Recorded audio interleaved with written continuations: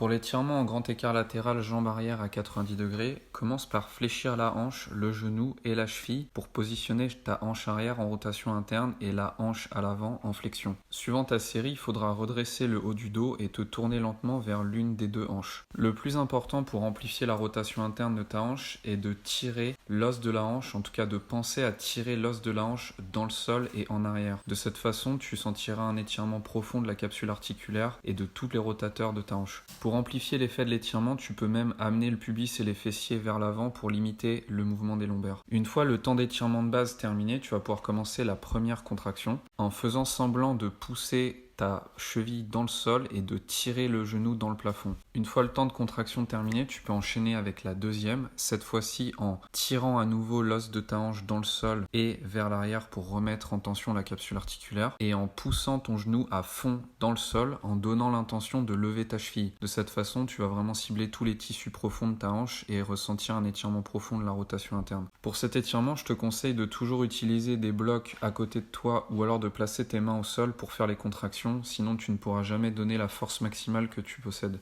Si tu souhaites accentuer la difficulté de l'étirement de base, tu pourras aussi lever tes bras devant toi, peu importe que ce soit pour la jambe à l'arrière ou la jambe devant. Vraiment, sur cette progression, je te déconseille de la faire si tu n'as pas le niveau et si tu sens un espèce de blocage au niveau des obliques et sur le côté de ton dos.